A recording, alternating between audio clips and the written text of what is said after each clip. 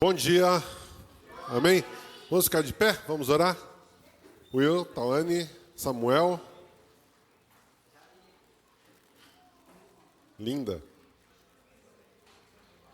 Tudo certinho com vocês? Ah, sumida.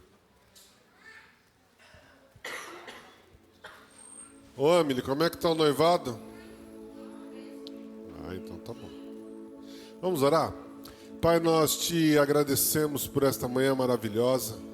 Pedimos que a tua graça e a tua misericórdia e o teu amor seja derramado sobre nós e através de nós. Nós te louvamos e te agradecemos por tudo que o Senhor tem feito em nossas vidas. Pedimos, Pai, que esse início de semana, Pai, o Senhor venha com poder sobre as nossas vidas, liberando aquilo que está travado, fazendo com que o inimigo caia perante as nossas lutas e o Senhor nos dê a vitória em tudo que pusermos as mãos. Nós te louvamos, te agradecemos, entregamos a semana nas tuas mãos, em nome de Jesus. Amém. Amém? Fala para a pessoa que está do seu lado aí, a vitória já é sua, em nome de Jesus. Vitória.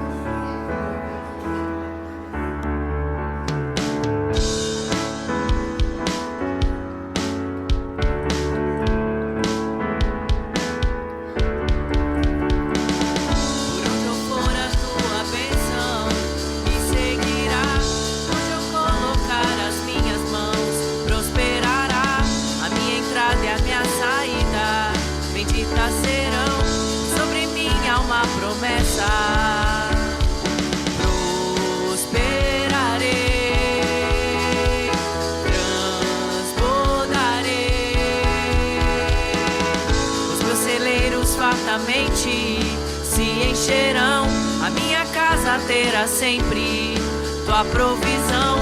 Onde eu puser a planta dos meus pés, possuirei, pois sobre mim há uma promessa. Prosperarei, transbordarei. Vamos declarar aqui: por onde nós formos, a bênção do Senhor nos seguirá. Por onde eu for, a tua bênção me seguirá. Onde eu colocar as minhas mãos, prosperará. A minha entrada e a minha saída benditas serão, pois sobre mim há uma promessa.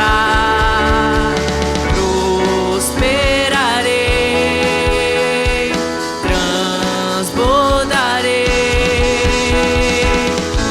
Celeiros fartamente se encherão, a minha casa terá sempre tua provisão. Onde eu puser a planta dos meus pés, possuirei, pois sobre mim há uma promessa. Prosperarei, transbordarei.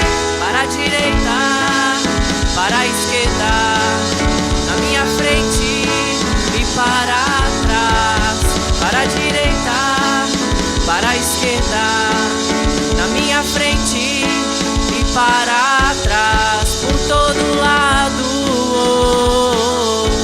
Sou abençoado, yeah, em tudo que eu faço. Sou abençoado, yeah, e toda sorte de bênçãos que o Senhor preparou para mim. E em todas as coisas eu sou mais do que vencedor. Por todo lado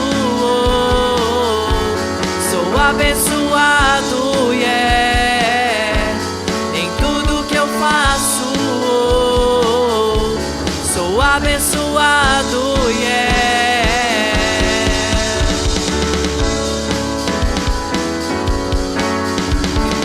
O Senhor já derramou todas as bênçãos de que nós precisamos, amém? Você pode dar um brado de vitória nessa manhã pelo Senhor, por tudo aquilo que Ele já fez e que Ele ainda fará na sua vida, amém?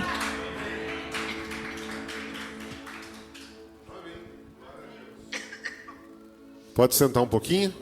Ramile. Você quer a mesinha, Ramile? Vamos pôr a mesinha para a Ramile.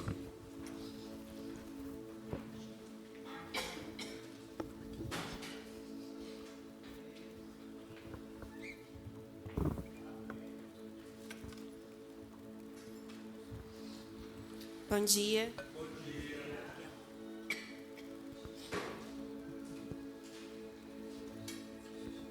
Gostaria de ler com vocês Mateus 14, do 22 ao 32. Logo depois, Jesus ordenou aos discípulos que subissem no barco e fossem na frente para o lado oeste do lago, enquanto ele mandava o povo embora. Depois de mandar o povo embora, Jesus subiu um monte a fim de orar sozinho. Quando chegou a noite, ele estava ali, sozinho. Naquele momento, o barco já estava no meio do lago e as ondas batiam com força no barco, porque o vento soprava contra ele. Já de madrugada, entre as 3 e as 6 horas, Jesus foi até lá andando em cima da água.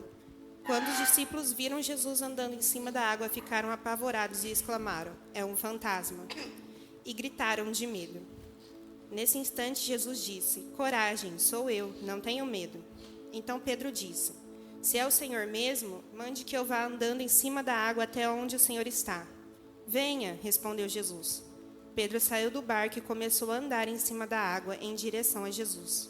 Porém, sentindo a força do vento, ficou com medo e começou a afundar, e então gritou: "Socorro, Senhor!"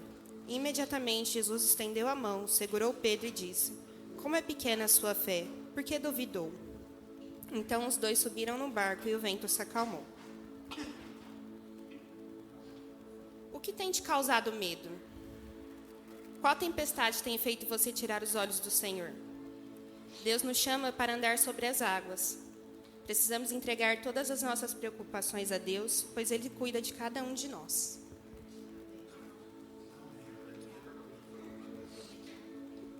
Amém.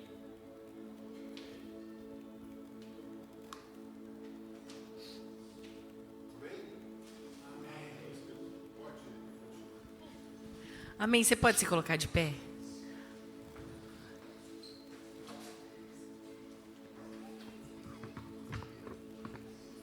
Eu não sei vocês, mas o momento da adoração é o momento que eu mais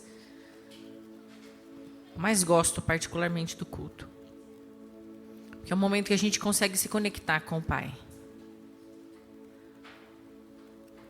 E é tão preciosa essa conexão, que na verdade é a única coisa que nós precisamos. Você pode fechar seus olhos, se conectar com o Pai, dizer tudo aquilo que você sente, tudo aquilo que Ele é, todas as suas aflições, todos os seus arrependimentos, tudo aquilo que você precisa entregar para Ele nessa manhã.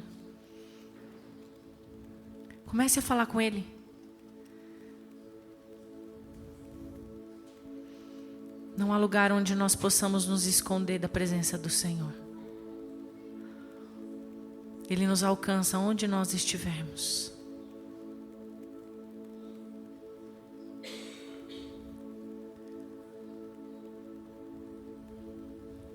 Aleluia, Deus. Tu és soberano, Pai.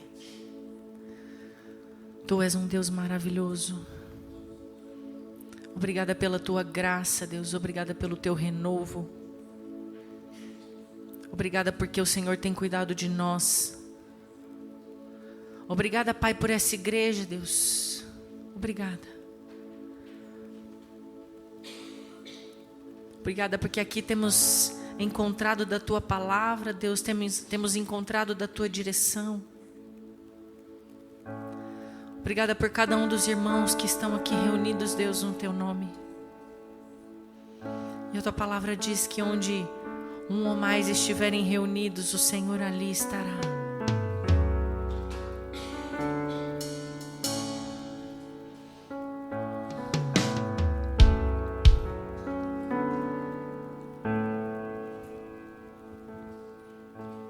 Onde me esconderei? Se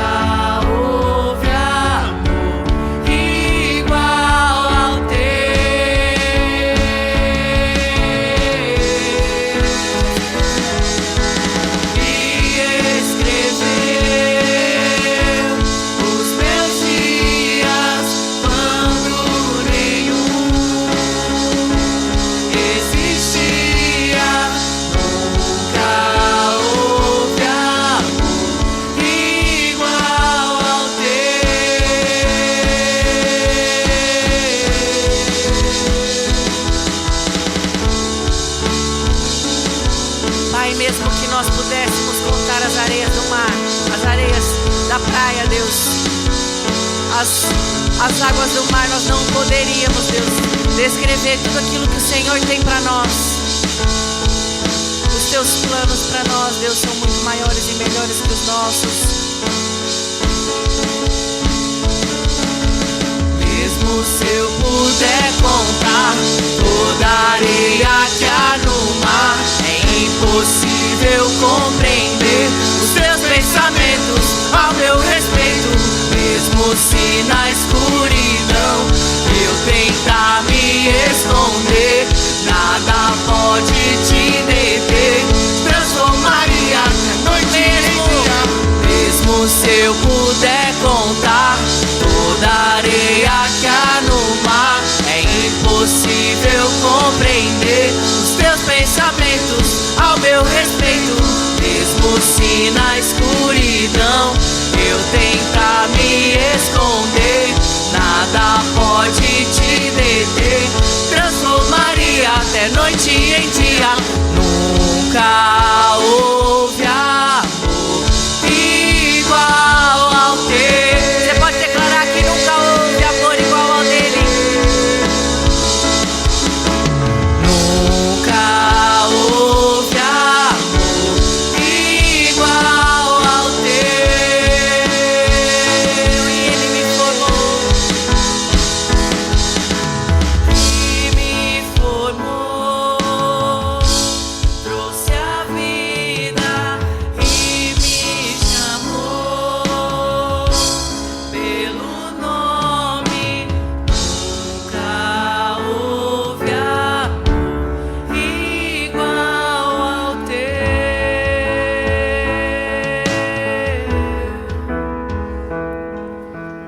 E escreveu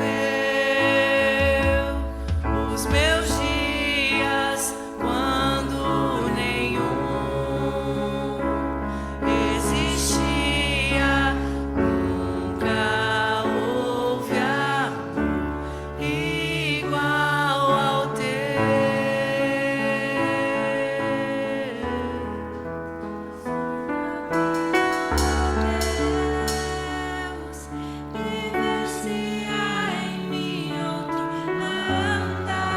Vê se há em mim algum caminho mau, Deus. Conheces quem eu sou, me ajude a caminhar em direção à tua voz. Você pode aplaudir o Senhor. Nunca houve amor. Nunca houve um amor tão grande. Um amor que pudesse entregar para a morte de cruz o próprio Filho. Por isso que nós cantamos que Ele é digno. Ele é digno do nosso louvor, da nossa adoração. Ele é digno de toda a nossa vida. E nós cantaremos nessa manhã, junto com os santos e os anjos.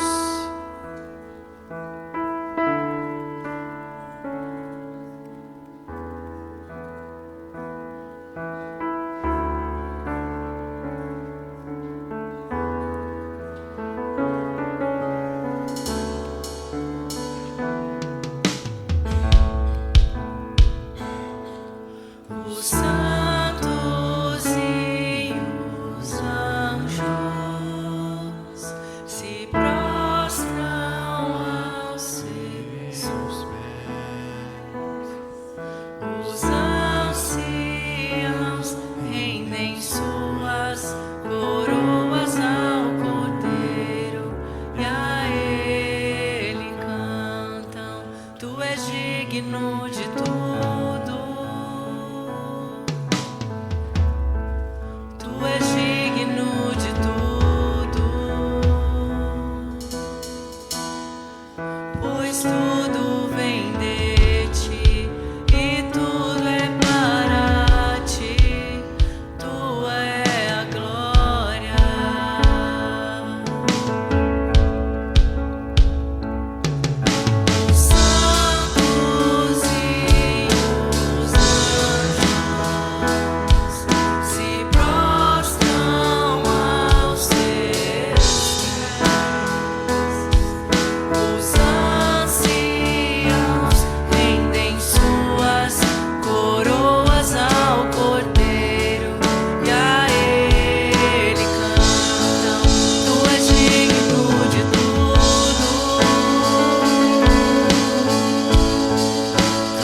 digno de tudo,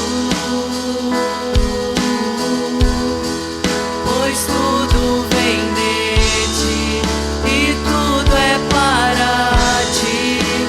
Tu é a glória. Você pode declarar: tu és digno, tu és digno, tu és digno de tudo,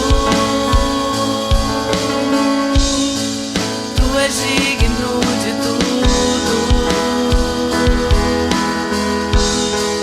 pois tudo vem de ti e tudo é para ti. Tua é a glória.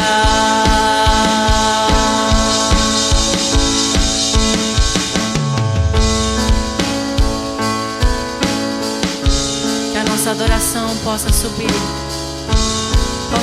como incenso agradável, não apenas hoje nesse momento de adoração, mas na nossa transformação diária. Que nós possamos adorar o Senhor em tudo que nós fizermos.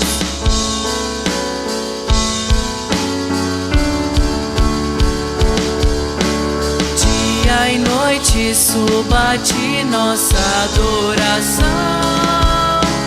Dia e noite suba de nossa adoração.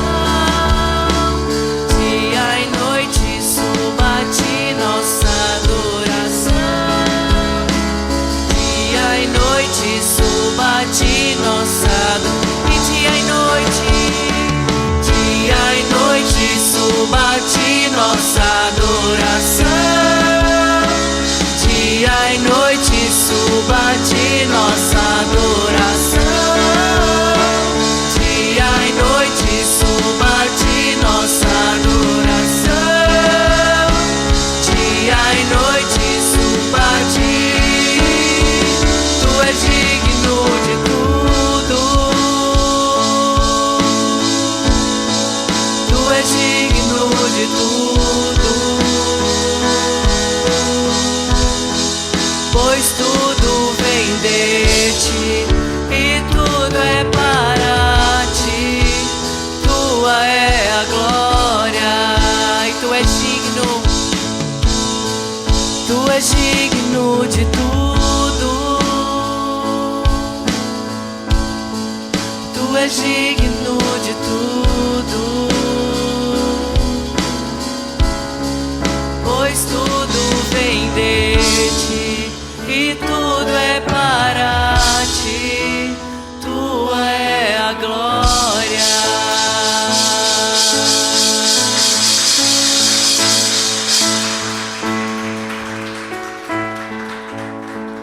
Nós te exaltamos, Senhor.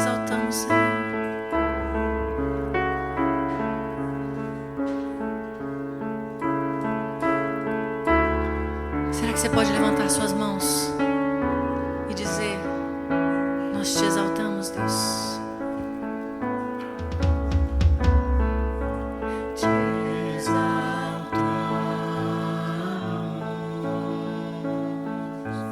te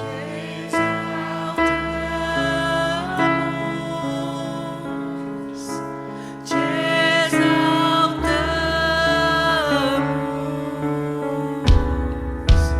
ó Senhor.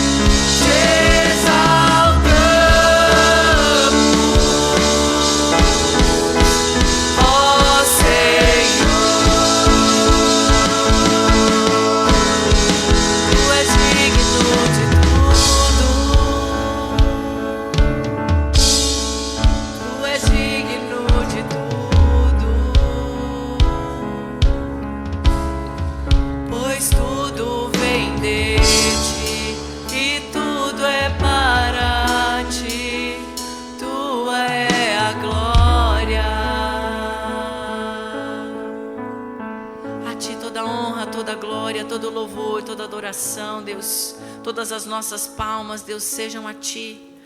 Senhor, seja exaltado nessa manhã.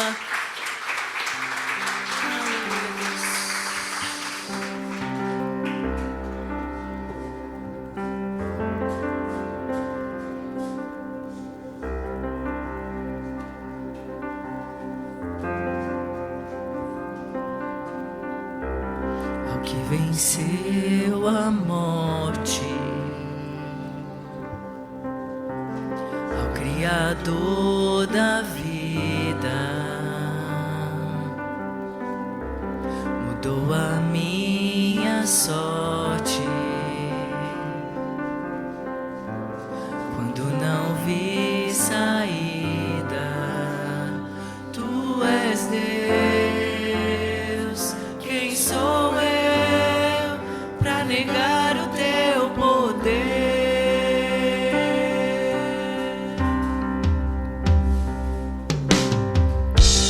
Mesmo em meio ao medo, correu ao meu encontro.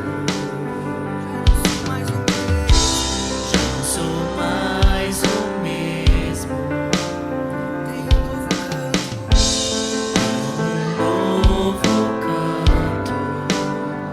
Tu és Deus. Quem sou eu pra negar o Teu poder?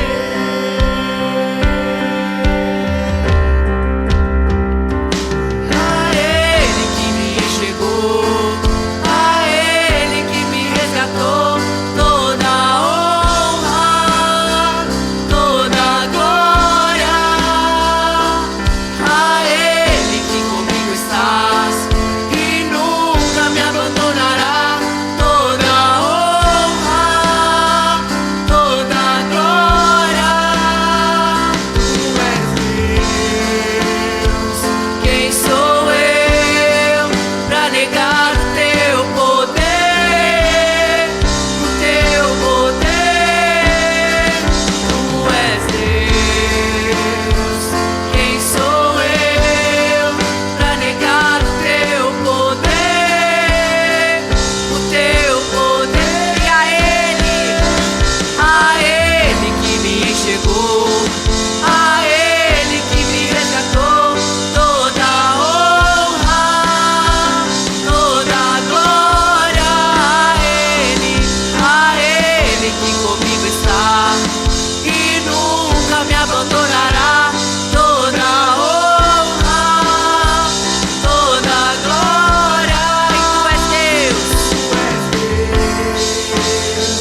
Quem sou eu pra negar o Teu poder? O Teu poder. Tu és Deus. Quem sou eu pra negar o Teu poder?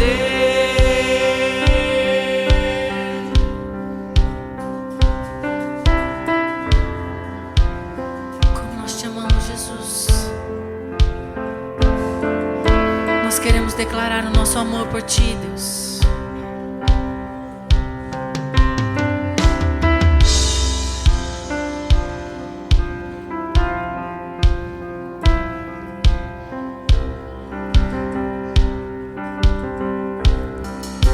Jesus, te amamos.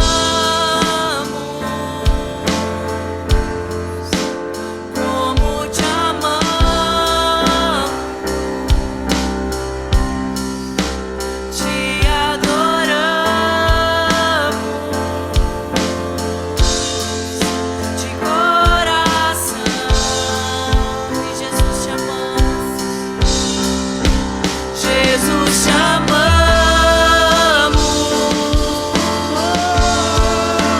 Como te amamos.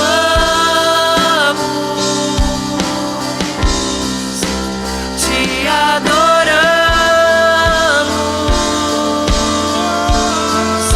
de coração.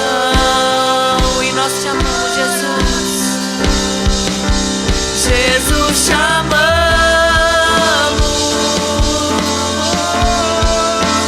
Como te amamos.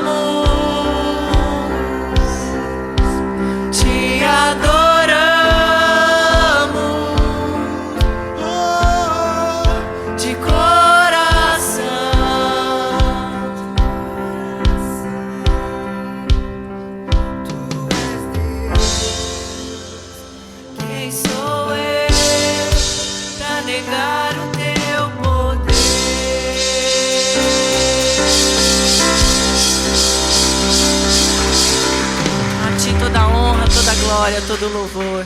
Aleluia, Deus.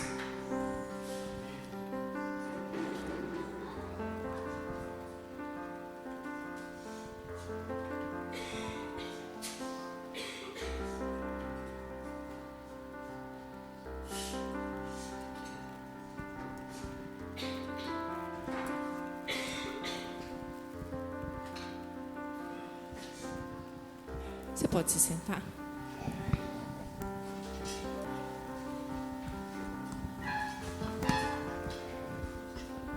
Não me canso de dizer que é uma alegria poder fazer isso. Adorar ao Senhor é um privilégio. E viver a nossa vida, gastar a nossa vida servindo ao Senhor é uma bênção. Que talvez hoje eu nem conseguiria me imaginar não fazendo. Hoje eu vim falar um pouquinho para vocês sobre dízimos e ofertas. E outro dia a gente estava conversando com uma amiga. E ela estava toda feliz porque ela tinha arrumado o carro dela. E ela fica, às vezes, até dando uma reclamada que, ai, meu carro é velhinho, meu carro está destruidinho, porque meu carro está batidinho. E aí outro dia ela chegou toda feliz que ela tinha arrumado algumas coisas no carro. Ela falou, agora o meu carro tem ar-condicionado. E eu arrumei o meu carro, que agora eu posso andar com o meu carro. E ela fica imaginando quando Deus vai dar algo para ela. Mas aí quando ela veio falar do ar-condicionado, a gente falou para ela assim, o carro não mudou, mas você está cuidando daquilo que o Senhor já te entregou. E muitas vezes a gente fica esperando para fazer algo. Eu vou dar minha oferta, meu dízimo, quando eu fechar aquele negócio. Ou quando o Senhor me abençoar com um emprego novo. Mas a palavra diz em Lucas 16, de 10 a 12, fala assim, quem é fiel no pouco, também é fiel no muito. E quem é injusto no pouco, também é injusto no muito. Assim, se vocês não forem fiéis para lidar com as riquezas injustas, quem confiará as verdadeiras riquezas a vocês? E se vocês não forem dignos de confiança em relação ao que é dos outros, quem lhes dará o que é de vocês? Então a palavra diz para nós sermos fiel no pouco, naquilo que o Senhor já tem colocado.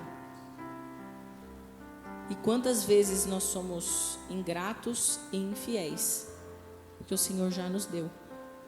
Aí eu fico imaginando Deus olhando e falando, você não está cuidando nem do que eu te dei? Como você quer mais? Eu te dei uma casa e a casa está bagunçada, suja. Você quer uma casa maior? Eu te dei uma família e você está reclamando que ainda não tem filhos? Eu já te dei um emprego, mas você fica falando que só vai dizimar e ofertar o dia que você mudar de emprego e tiver uma promoção? Que o Senhor nos livre dessa ingratidão do coração. Porque eu creio que a gratidão é o primeiro passo para nós reconhecermos que o Senhor já tem feito. E que nós possamos ser fiéis no pouco, para que Ele possa nos colocar no muito. Amém? Amém? Amém. Quem precisa de um envelope?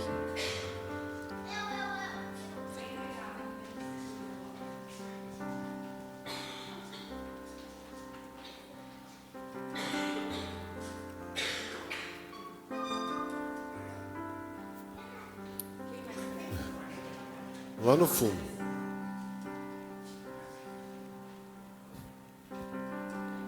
Amém? As crianças podem vir? Obrigado, viu?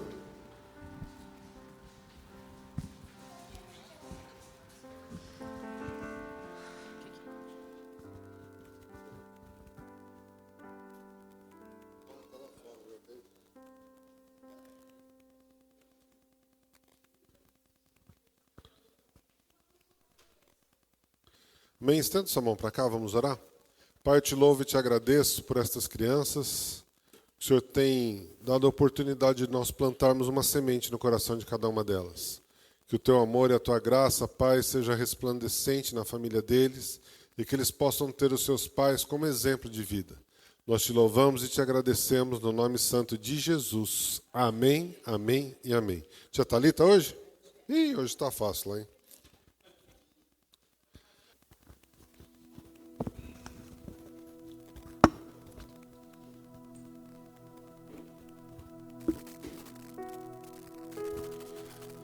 Nós estamos numa semana muito importante. Eu sempre quis entender como é que funcionava a semana de Jesus, né? E quando a gente ia nos cultos, nessa semana de Páscoa, tudo, era difícil alguém falar sobre os acontecimentos, de como era. E eu tive um pastor chamado Pastor Marcos, lá em São Paulo, ele já está com o Senhor. E ele me ensinava sobre esses eventos e era a única aprendizado que eu tinha, mas não era em culto. E na semana passada a gente falou de como nasceu a Páscoa, né? E a Páscoa nasceu no deserto, saída do povo do Egito, né? Então o povo estava sendo oprimido por 430 anos. E aí Deus ouve o clamor do seu povo e levanta Moisés para tirar o povo do Egito. E antes das 10 pragas terminarem, a última praga era a praga que passava o anjo, né, o Pessar, o anjo do Cordeiro. Foi uma noite nunca vista antes, uma noite inesquecível para o povo judeu, onde Deus livra o povo judeu da morte, né? E com isso eles saem de lá e Deus coloca aquele dia como o primeiro mês do ano, de tão importante que isso acontecia. Mas isso nos traz referência, toda essa caminhada, sobre esta semana que a gente teve. Hoje seria a semana da paixão de Jesus, né? Quem frequentou a igreja católica já? Levanta a mão bem alto para eu saber. Você já fez a peregrinação dentro da igreja? Né? Você visitava cada estação ali, né? E você via o julgamento, as chicotadas, aquilo lá. E cada estação daquela também faltava uma explicação do que era cada uma daquelas. Você via a imagem, você deduzia, né? Você viu o corpo de Cristo lá depois na pedra e depois a ressurreição, mas a gente deduzia mais ou menos o que acontecia, né? Porque eu fiz primeira comunhão lá no Colégio Marista. Então, dentro do colégio tinha uma igreja e ali... Ah, sabia. E ali a gente...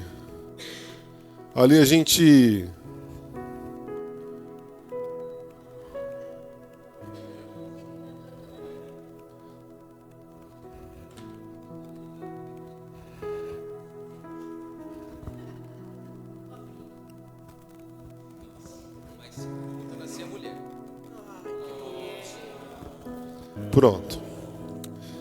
E naqueles dias, a gente... Onde que eu estava? E tinha uma capela lá dentro do Colégio Marista e a gente foi... Tá com frio também? Eu vi que você ficou meio assim. Quer que cobre as perninhas? Não? Tá tudo bem, Arnaldo? Então tá bom. Então a gente começava a deduzir o que era aquela peregrinação e tal, e você aprendia alguma coisa. Mas... dentro da Bíblia, os evangelhos de Mateus, Marcos, Lucas e João contam com muitos detalhes. E eu fiz um compilado dos 4 evangelhos para que a gente pudesse saber o que aconteceu a cada dia. Porque hoje acontecia a entrada triunfal de Jesus. A entrada triunfal de Jesus em Jerusalém. Então, esse é o Domingo de Ramos. Não sei se vocês já ouviram falar. Não sei se vocês já enfeitaram rua também. A gente já fez tudo isso.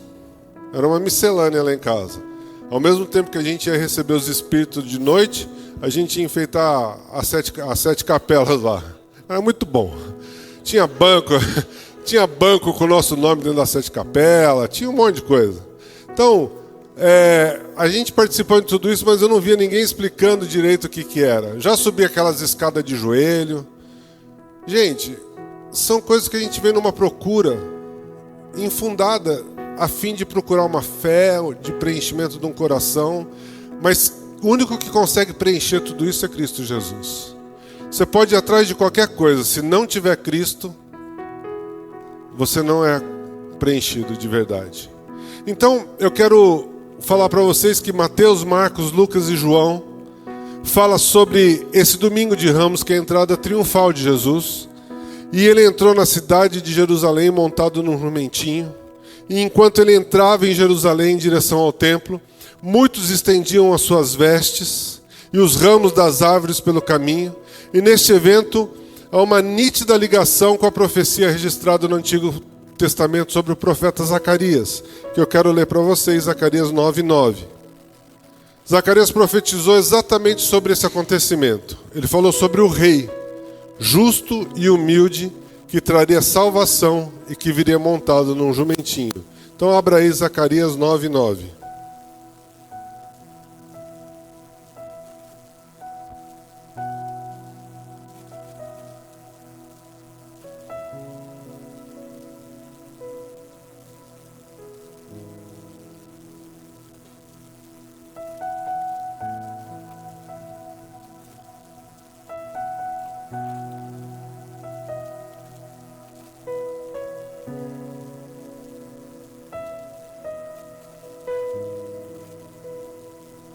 Preciso aumentar um pouco a letra aqui. Alegre-se muito, povo de Sião, moradores de Jerusalém. Cantem de alegria, pois o seu rei está chegando. Ele vem triunfante e vitorioso, mas é humilde e está montado num jumento, num jumentinho, filho de jumenta. Ele acabará com os carros de guerra de Israel e com a cavalaria de Jerusalém, os arcos e as flechas serão destruídos. Ele fará com que as nações vivam em paz. O seu reino irá de um mar ao outro, e desde o rio Eufrates até os fins da terra. Ele veio para implantar esse reino de paz, um reino de justiça, e por causa desse texto, eles achavam que verdadeiramente Jesus ia livrar o povo inteiro do domínio romano, fisicamente daquela opressão que eles estavam vivendo. Mas aí Jesus entra dessa forma em Jerusalém, e as pessoas, como reverência a ele e a quem ele era, eles pegavam as suas túnicas, eles pegavam as suas coisas e estendiam no chão para que ele pudesse estar passando ali. E eles arrancavam ramos de palmeiras e colocavam ali como um símbolo de montar um caminho para o rei que vinha chegando. Era uma forma deles estarem agradecendo ou reverenciando o rei que estava chegando. E nesses dias, ele acaba vindo também ele volta para Betânia nesse mesmo dia, e os livros de Mateus e Marcos, eles falam isso, onde registram que após a entrada triunfal, Jesus passou aquela noite em Betânia. Agora, imagine você, a Páscoa chegando, que era uma celebração dos judeus, aquela cidade estava começando a ficar lotada, porque a Páscoa era uma peregrinação que eles iam para lá. Então, naquele momento, a cidade estava começando a ficar lotada uma semana antes da morte de Jesus. E naquele momento ele entra daquela forma, então estava um alvoroço. E naqueles dias também estava falando sobre uma murmuração, um ruído em toda a cidade de que o rei viria à cidade. E aí tanto os judeus como os romanos ficaram de cabeça quente para saber quem era esse rei que iria tomar o trono, conforme o profeta Zacarias estava falando. Mas aí ele vai e passa a noite em Betânia. Na segunda-feira, Jesus amaldiçoou uma figueira, que está relatado no livro de Marcos e Mateus. São os únicos livros que relatam esse acontecimento. No dia seguinte, quando saíram de Betânia, Jesus teve fome, e então ele viu uma figueira e foi procurar nela algum fruto, porém não encontrou. Isso me deixa uma das lições que esse versículo passa, é justamente isso. Será que nós, frondosos, bonitos, batendo no peito que somos cristãos, estamos dando fruto verdadeiramente como precisamos dar? Será que as pessoas que estão com fome lá no mundo procuram você como uma figueira para procurar alimento e você está seco, não tem o que dar? Sabe, esse desafio que a gente faz das aberturas do culto é justamente para você não se encontrar vazio. É para você começar a se preparar, porque pessoas vão vir até você, pessoas vão chegar até você, procurando algum alimento, procurando algo. E se você não tiver o que dar, talvez você seja como essa figueira. Um nada.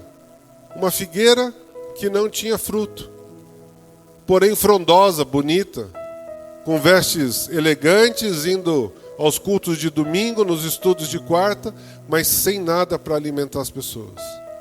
Sabe, eu tenho orado muito por um projeto que o Arnaldo está querendo fazer sobre levar a palavra de Deus através dentro de uma academia, que é o que ele faz. Então, nessa questão, eu tenho orado muito porque o inimigo não quer que isso seja feito. O inimigo não quer que a palavra de Deus seja divulgada.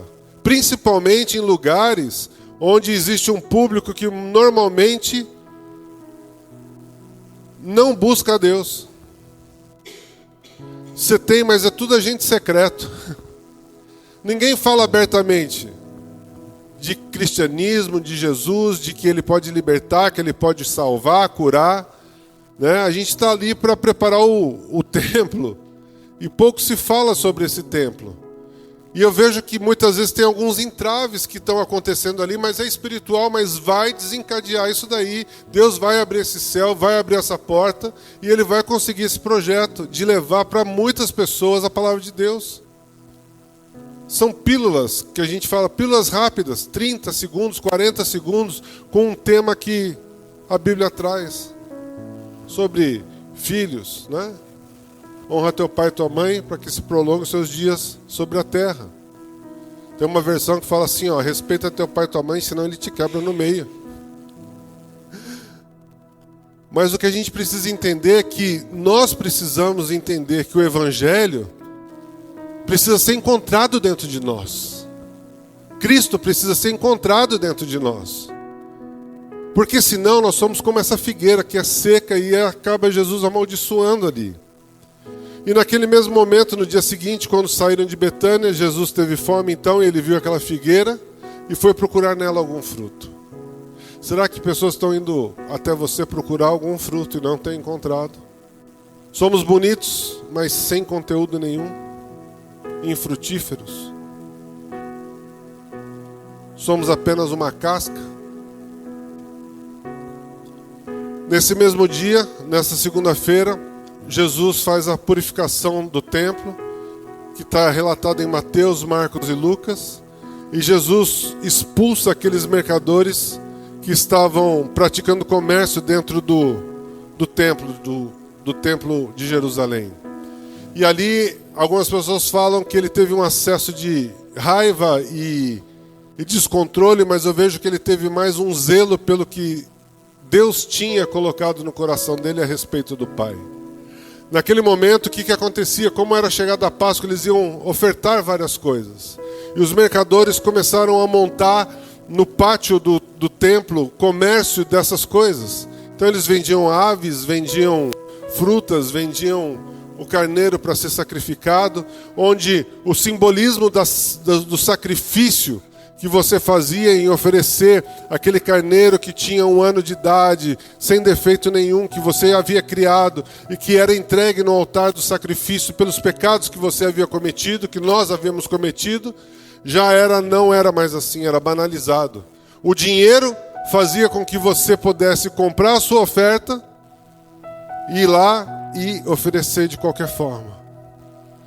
Então Jesus começa a dizer, olha, vocês transformaram a casa do meu pai num comércio, num covil de ladrões.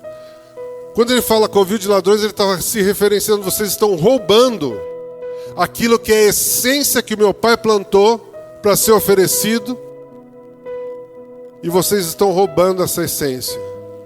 E ali naquele momento então Jesus começa a virar as mesas e ele fica revoltado e chicoteia.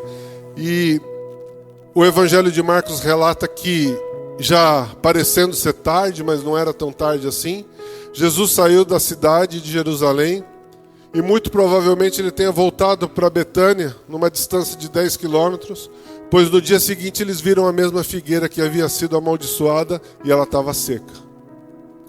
Então, essa segunda-feira de Jesus, ele tem esses conflitos. Ele tem essas passagens que estava tendo. Então ele vem de Betânia, vê a figueira, amaldiçoa aquela figueira, tem essa discussão dentro do templo, a purificação, e ele sai da cidade no final do dia e ele encontra aquela figueira seca. Na terça-feira, Jesus ensina no templo e discute com os religiosos.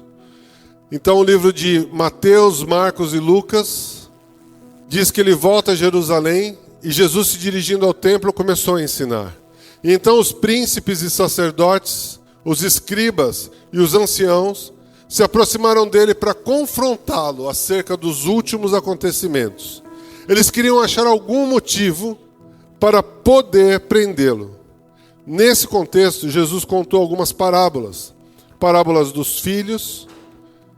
E aí o pai pediu para que o filho tomasse, para os seus 2 filhos que tomassem conta da vinha.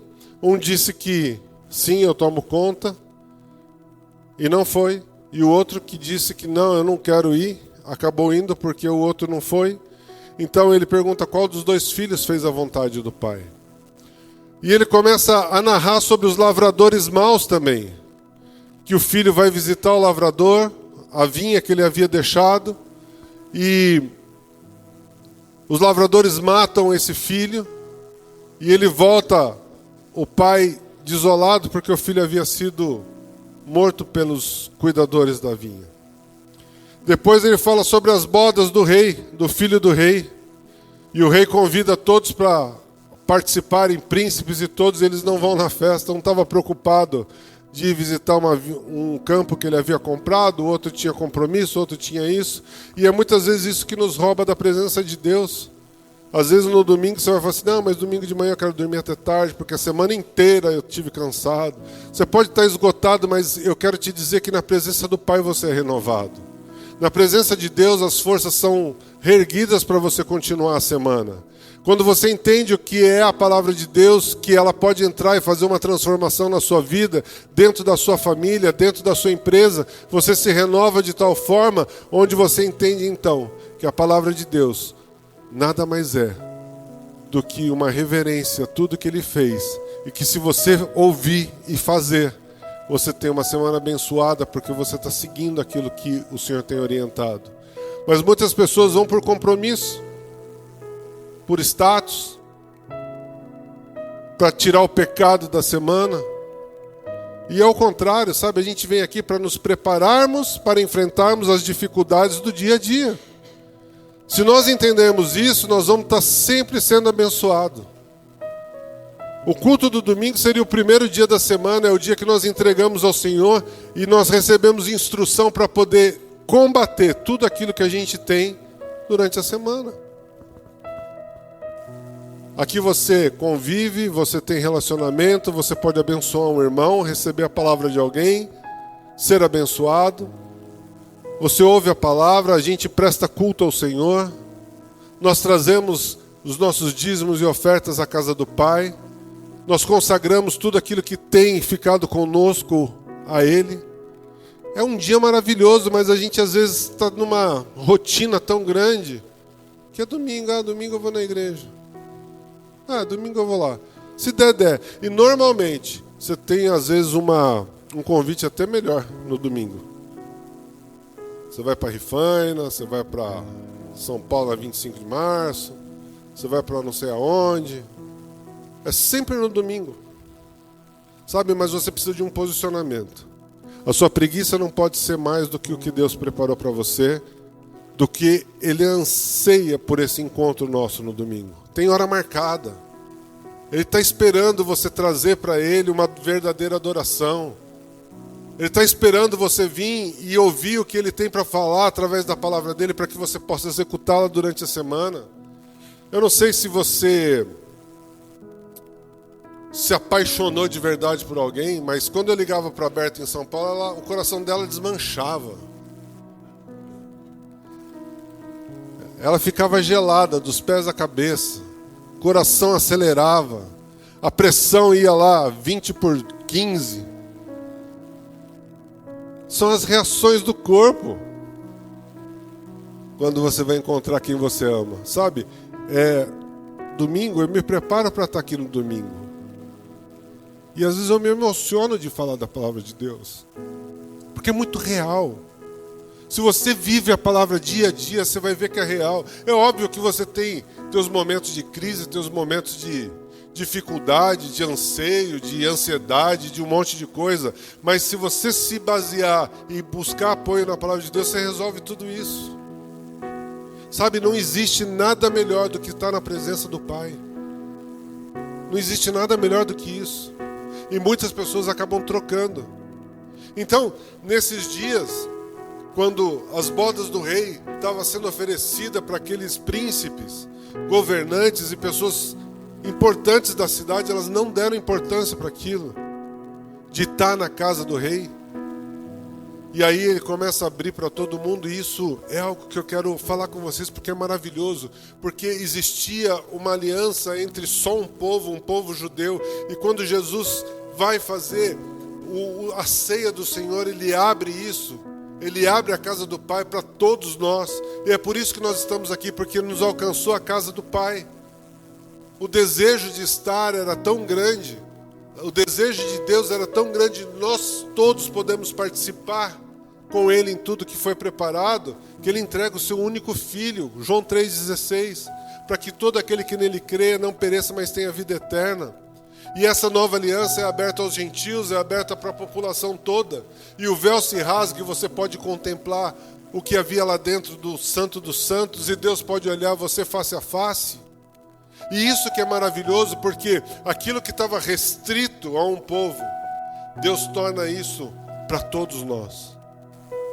Sabe, esse anseio de estar buscando a Deus todos os instantes, tem até um louvor que fala que é melhor estar um dia na casa do Pai do que não sei quantos dias, 1000 dias fora da presença do Pai.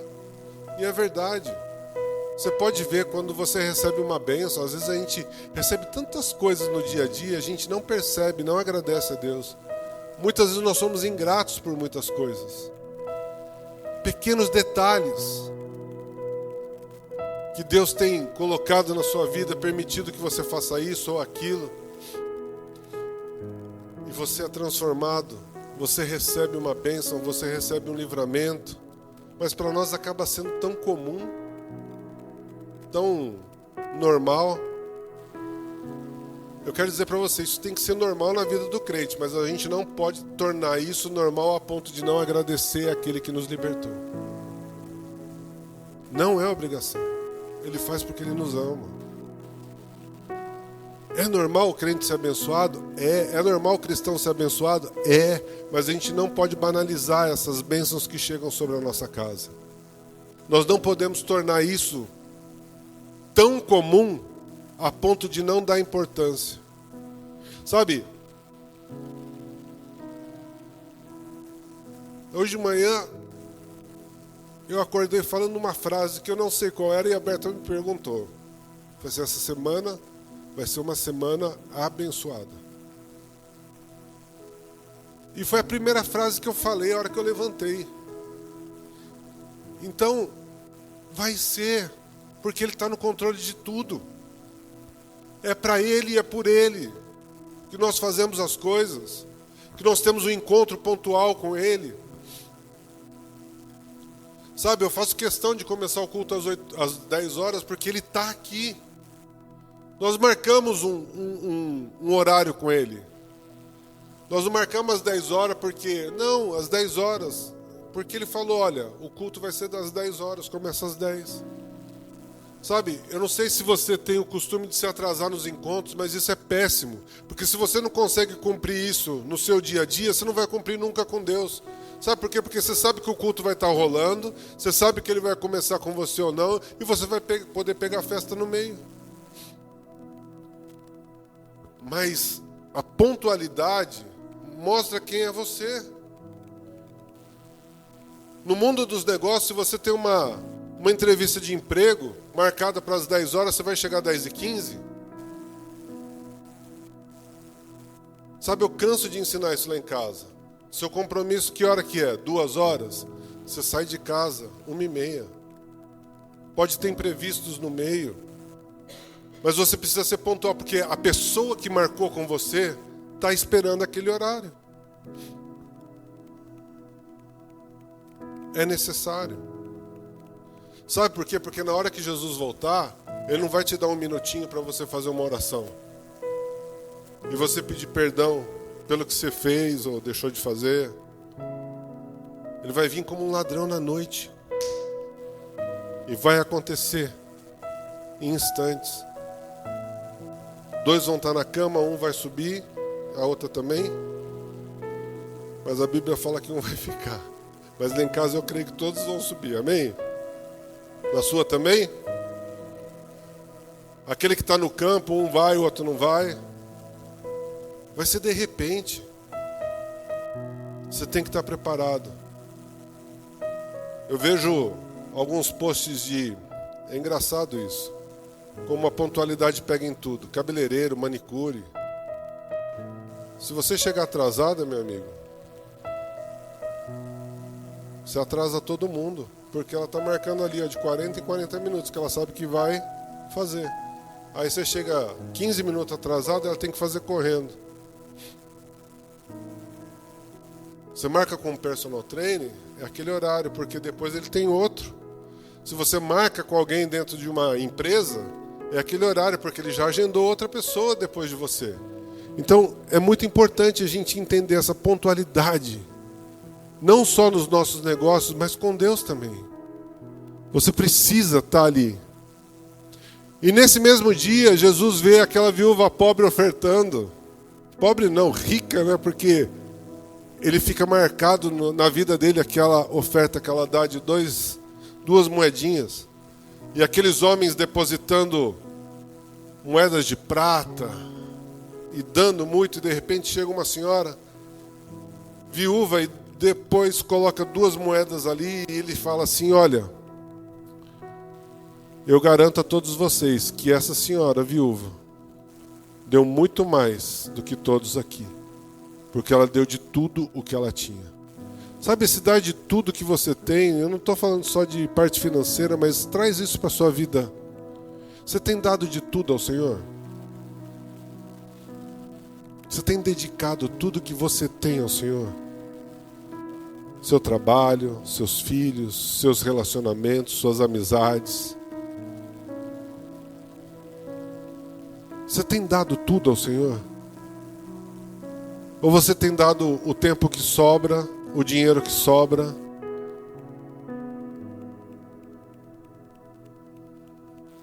Tempinho? Essas 2 moedas falam muito mais do que valores. Fala de fidelidade, fala de comprometimento. Eu não sei você, mas a Bíblia diz que a gente tem que meditar na palavra de Deus de dia e de noite. O tempo inteiro. E é isso que eu quero trazer para vocês, não só nessa Páscoa, porque isso daqui fala sobre uma semana bem atribulada de Jesus, mas do que nós temos que estar fazendo no nosso dia a dia. Isso tem que ser, a nossa semana tem que ser igual a essa. A nossa semana tem que ser desse jeito, entregando tudo. Se alguém vier buscar alimento em nós, vai encontrar fruto, amém? Vai encontrar fruto em você. Sabe, porque você recebe desse fruto toda quarta, todo domingo. Você tem fruto para dar. Você não é qualquer um. Você recebe da fonte, que é a palavra de Deus. E aí, nessa passagem de Marcos e Lucas, que são os evangelhos que registram essa passagem bíblica, Jesus passa isso. E depois ele fala sobre um sermão escatológico, que está em Mateus 24, de 1 a 25.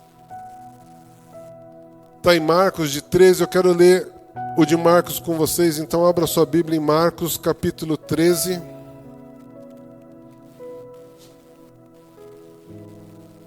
Versículo 1.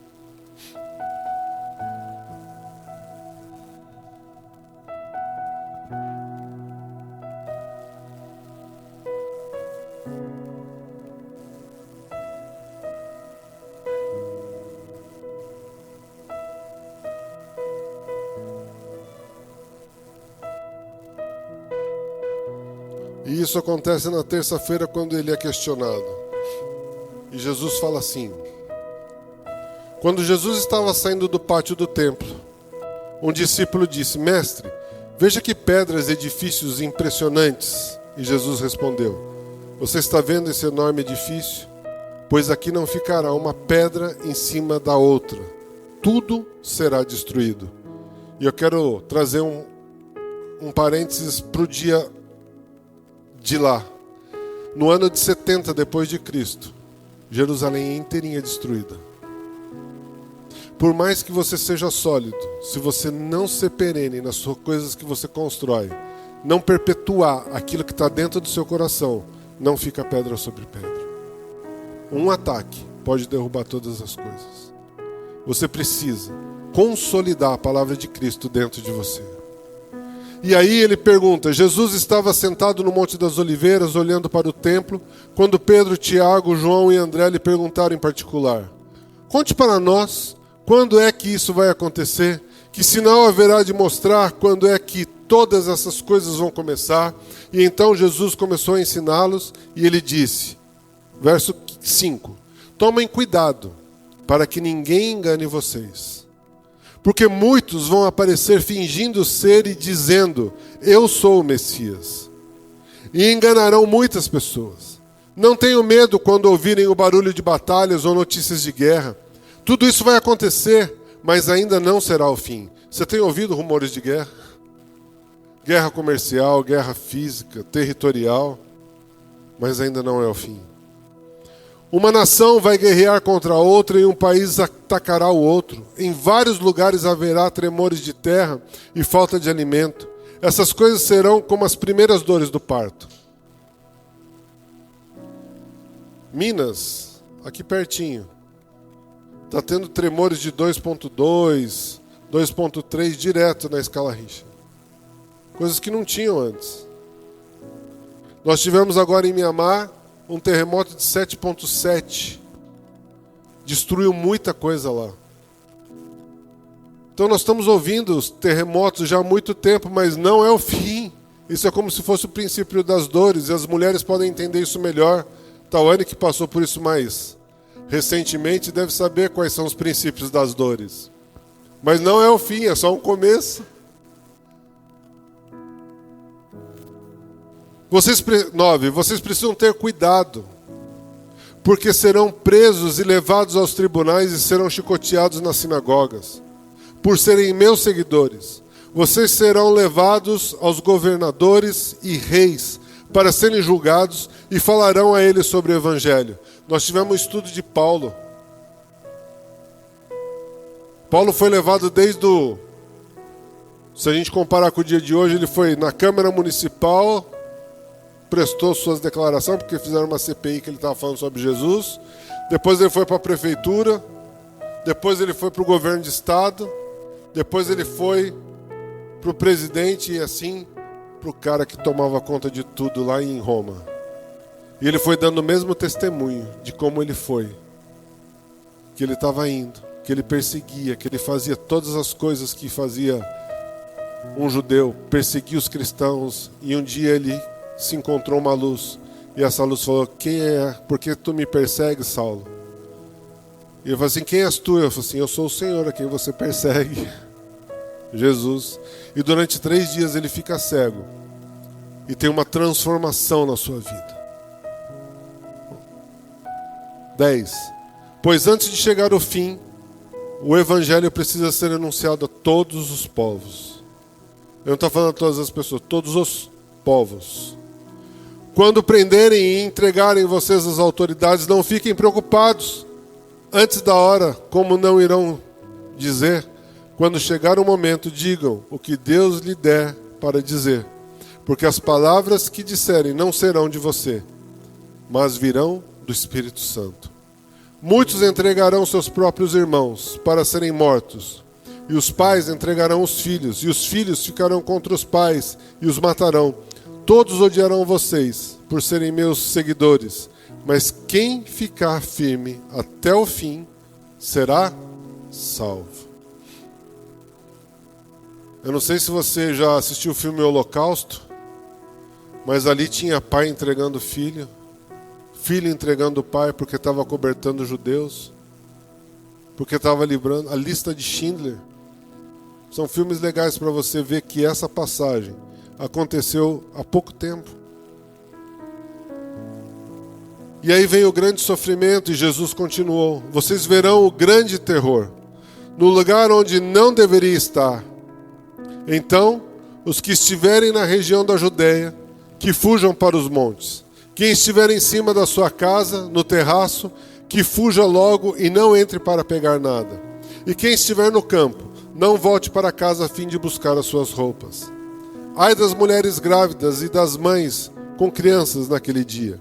Orem a Deus para que isso não aconteça no inverno. Olha só, Jesus dá um indício aqui de que ele também não sabe quando isso vai acontecer. Mas ora para que não seja inverno. Por quê? O inverno em Israel é muito rigoroso. Não é que nem em Ribeirão Preto, que com 16, 15 graus todo mundo já está de bota, casaco, gorro na cabeça e tudo mais. Lá faz menos de zero. A escassez de alimento começa a ficar muito grande. Então Jesus está falando assim, ore para que isso não aconteça no inverno, ou seja, ore para que isso não te pegue num lugar ou num momento que você estiver sem a sua fé fortalecida, e é por isso que ele deixou a igreja. Ore para que isso não chegue no momento que você está sem alimento, para que você seja uma figueira com frutos. Ore para que isso não falte, para que não venha no momento em que você está sofrendo. Ele está querendo dizer isso. O inverno fala de reclusão, de gente que não sai porque a neve não deixa.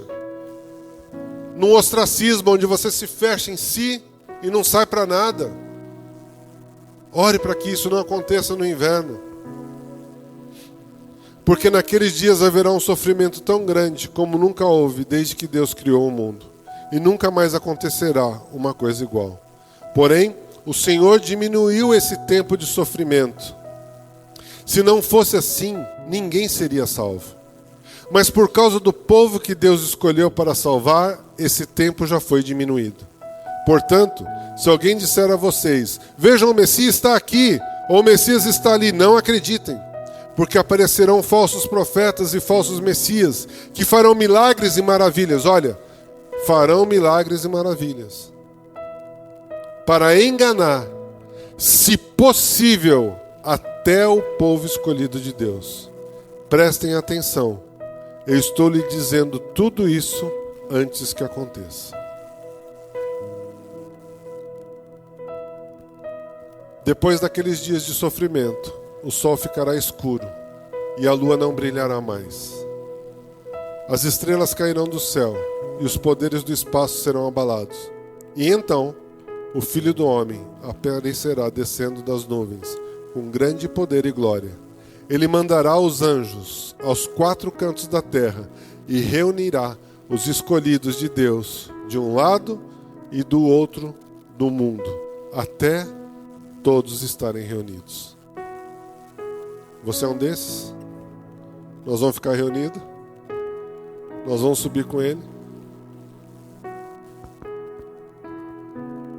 Aí Jesus pega e, nesse momento, ele fala sobre a figueira, a lição da figueira, que também é relatado em Mateus e Lucas. Ele fala assim, aprenda a lição da figueira. Aprenda o que a figueira ensina. Quando os seus ramos ficarem verdes e as folhas começarem a brotar, você sabe que está chegando o verão.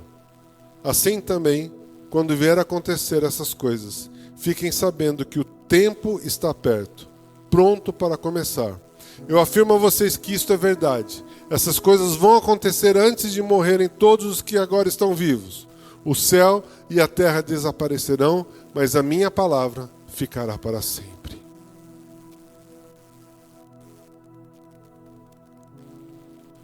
E Jesus terminou dizendo, mas ninguém sabe, nem o dia, nem a hora em que tudo isso vai acontecer. Nem os anjos do céu, nem o Filho, mas somente o Pai. Isso nos traz uma questão de nós estarmos preparados para acontecer o que acontecer a qualquer momento. Não importa qual é o governo que está liderando o seu país, a sua cidade, o seu estado. Não importa o quanto você tem na sua conta bancária, você tem que estar preparado espiritualmente. Porque tudo isso vai ficar para trás. Tudo isso vai ficar aqui. Tudo que você juntou até hoje, se você morrer agora, vai ficar aqui. Você não é enterrado com o teu carro, com ar ou sem ar-condicionado. Você não vai ser enterrado com a sua casa, limpa ou não limpa. Você não vai ser enterrado e não vai levar suas joias, seus bens, sua profissão, seus diplomas. Nada disso você vai levar. E nada disso vai importar para Deus. A Bíblia ainda diz que aquele que pregava no seu nome, ensinava, expulsava demônios, vão se defrontar diante do julgamento e Deus vai falar assim: não te conheço. E a prostituta e o ladrão vão entrar e ceiar com o Senhor. Isso significa que o que importa não é o que você está fazendo, mas o coração de como você faz as coisas. Você pode ter uma pessoa muito eloquente, fazendo milagres e prodígios, e ele não vai estar no céu com você. Porque ele está servindo a outros senhores, acumulando riquezas para si. E não é isso que Deus tem falado para fazer. E nesse momento, então, esse sermão escatológico de Jesus, ele narra como é que as coisas vão acontecer.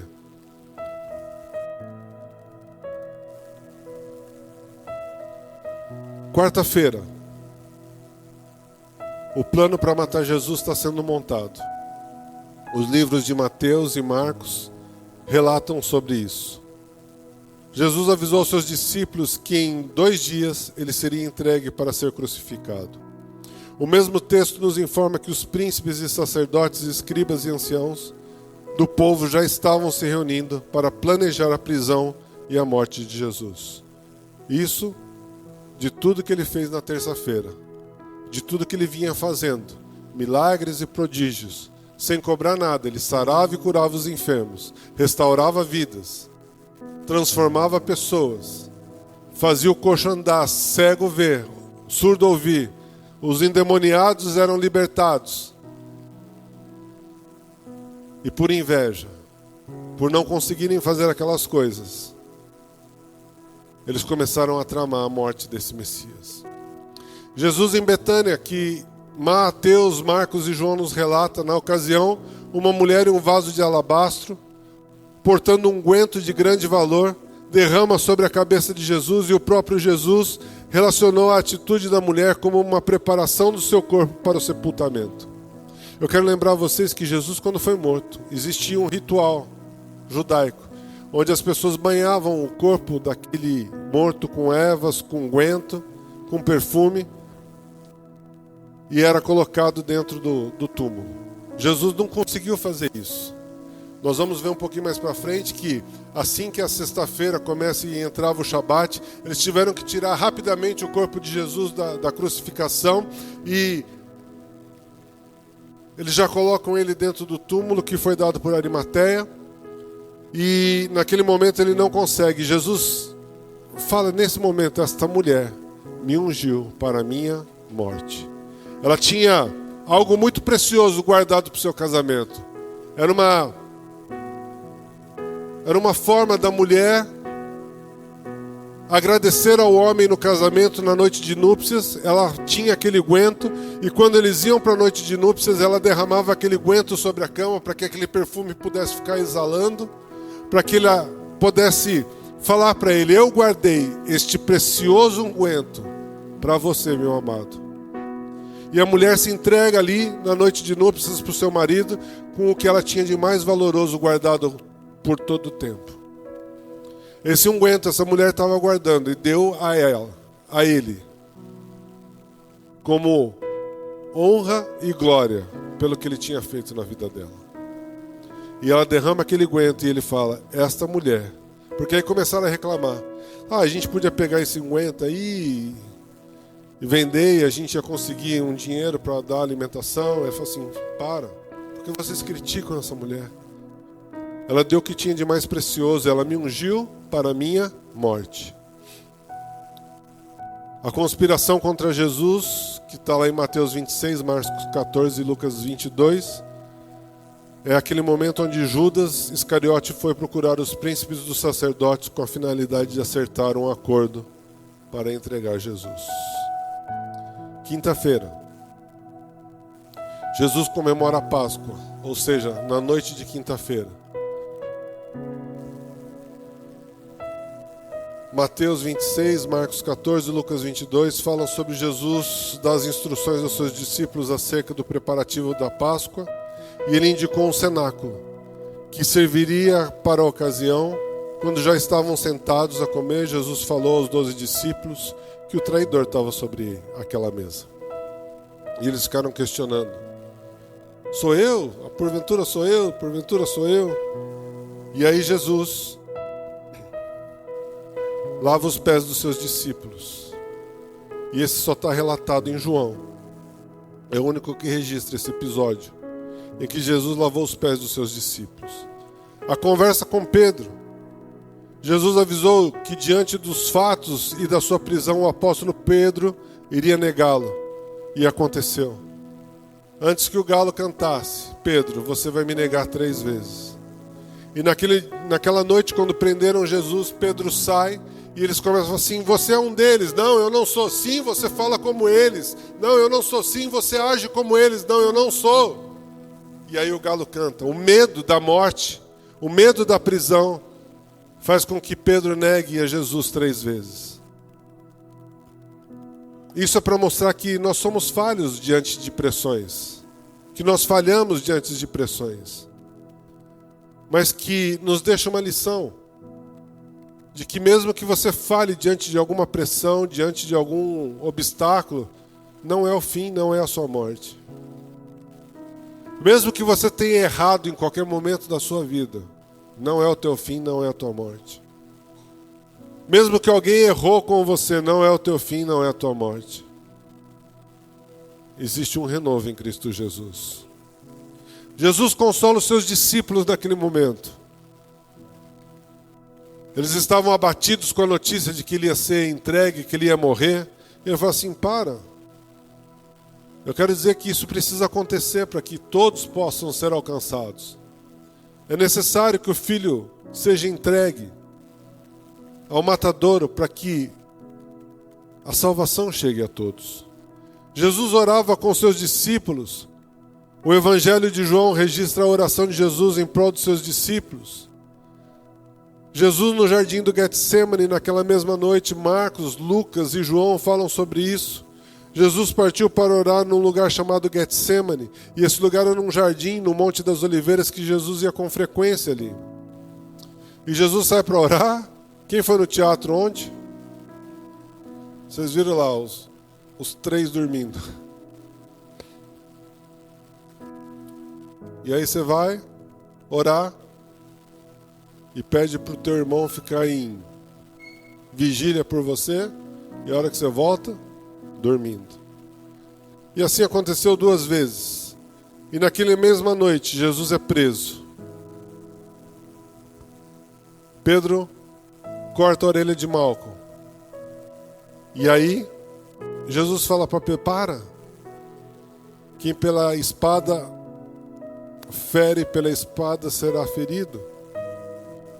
Jesus reconstrói a orelha de Malco, que era o sacerdote que foi lá buscar.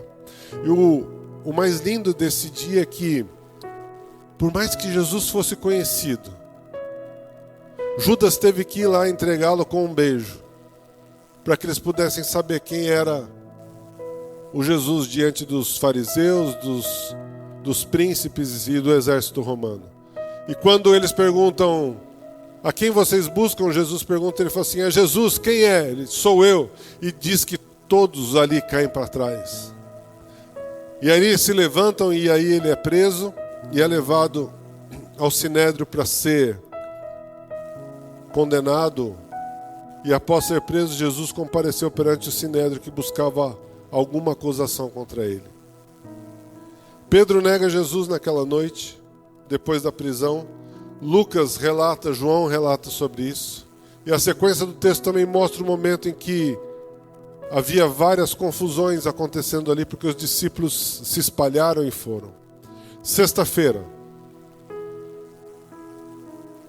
Quarta-feira é o dia que termina a quaresma. Então o povo acredita que ficar sem comer carne era uma referência pela carne que Jesus iria entregar ali, né?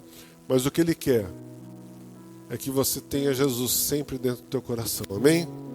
Sexta-feira, o julgamento de Jesus. Depois, Jesus foi levado perante Pôncio Pilatos. E na mesma ocasião, a multidão incitada pelos principais dos sacerdotes, preferiram soltar Barrabás e pediram a crucificação de Jesus. Jesus é crucificado. Às 9 horas da manhã, Jesus foi levado até o Gólgota, chicoteado, colocado uma coroa de espinhos sobre a sua cabeça, humilhado, cuspido, fez a trajetória. E quando foi 3 horas da tarde, Jesus entregou ao Pai o seu Espírito. Ele fala: Pai, a ti eu entrego o meu Espírito. Uma lança transpassa o corpo de Jesus. O Evangelho de João registra o ato do soldado que furou o lado do corpo de Jesus, cumprindo então as escrituras de Zacarias no capítulo 12, verso 10, que fala exatamente sobre isso. Diz assim: e sobre a casa de Davi e sobre os habitantes de Jerusalém derramarei o espírito da graça e de súplicas. Olharão para aquele a quem transpassaram, pranteá-lo-ão como quem pranteia por um unigênito, e chorarão por ele, como se chora amargamente pelo primogênito. E nos constituiu reinos sacerdotes para seu Deus e Pai, e a ele a glória e o domínio pelo século dos séculos. E Apocalipse, no capítulo 1, versos 6 e 7, também nos fala sobre a transpassação da lança sobre Jesus. Eis que vem como nuvem, e todo olho verá, até quantos o transpassaram, e todas as tribos, terras se lamentarão sobre ele. Certamente. Amém. Jesus é sepultado. Jesus foi sepultado antes do pôr do sol, no túmulo cedido por José de Arimateia, e o seu sepultamento também contou com a participação de Nicodemos, em que ofereceu as especiarias para ungir o corpo que já havia sido ungido.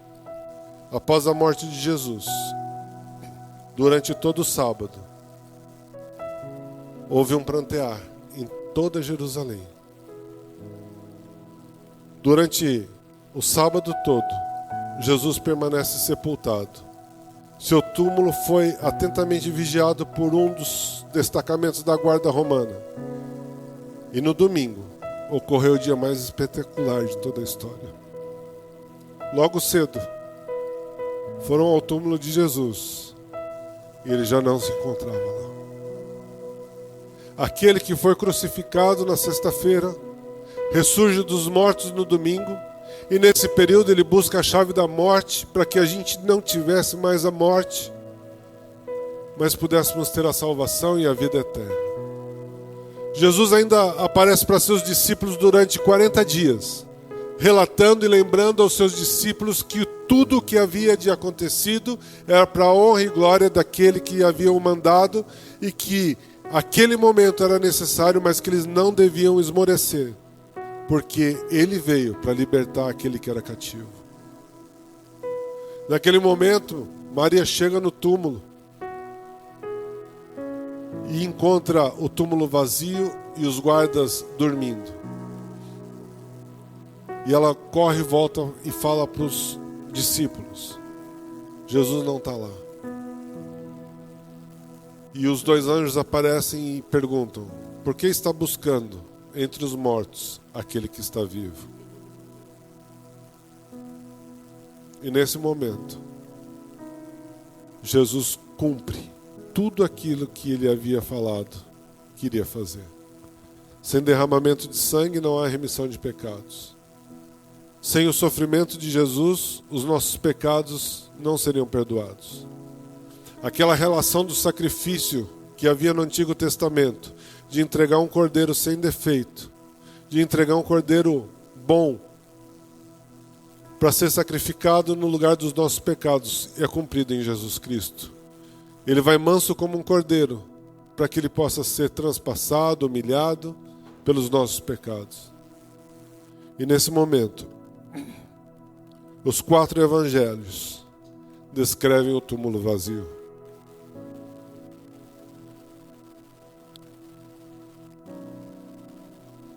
Vale a pena relembrar vocês de que foi formado toda uma conspiração para dizer que Jesus não havia ressuscitado. Mas não dá para calar aquele que está vivo. Ele foi visto por muitos. E até hoje, a presença dele é real. Porque ele nos deixou o Consolador, o Espírito Santo de Deus, dentro de cada um de nós. E ele deixou mandamentos, e ele deixou ordenanças, e ele deixou princípios espirituais que não podem ser quebrados, que não devem ser quebrados e que devem ser acompanhados e olhados de uma forma especial com tudo aquilo que a gente tem. Sabe, exatamente há tempos atrás, nessa mesma época, estava acontecendo essa semana.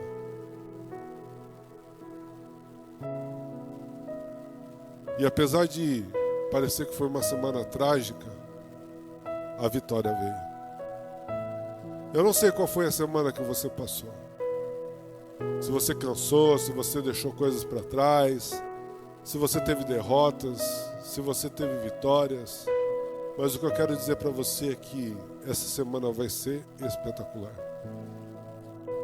Eu queria que você ficasse de pé para que a gente pudesse orar. E nós entendemos de que a morte de Cristo não veio apenas porque Ele acha você bonitinho ou engraçadinho. É por um amor eterno, um amor que traz a salvação, um amor incondicional, a ponto de dar o seu único filho para morrer por cada um de nós. Feche seus olhos. Pai, esta semana que o teu filho viveu entre nós e sofreu tudo isso, nós não podemos deixar que isso seja em vão em nossas vidas. Nós não podemos, Pai, ser encontrados como uma figueira frondosa e sem ter alimento. Nós não podemos ser encontrados, Pai, a ponto de não termos nada a oferecer. Eu te peço, Pai, que nesta semana o Senhor nos toque de uma forma especial. Que o Senhor possa transformar a nossa casa, transformar o nosso eu, transformar, Pai, a minha vida, a vida de todos que estão ouvindo esta palavra aqui hoje. Que o teu amor possa resplandecer através de nós. Que o Senhor venha com tanta graça nesta semana, Pai, que vai ser impossível nós dizermos que o Senhor não agiu em nossas vidas. Que o Senhor venha com um amor tão grande que é impossível que através das nossas vidas não seja demonstrada o seu amor. Pai, eu quero entregar cada um aqui nas tuas mãos nessa semana, dizendo que a graça, a misericórdia e as bênçãos do Senhor sejam derramadas sobre todos aqui representados, a seus familiares. Que nós sejamos pastores de nossas próprias famílias, que é o princípio de onde o Senhor nos colocou.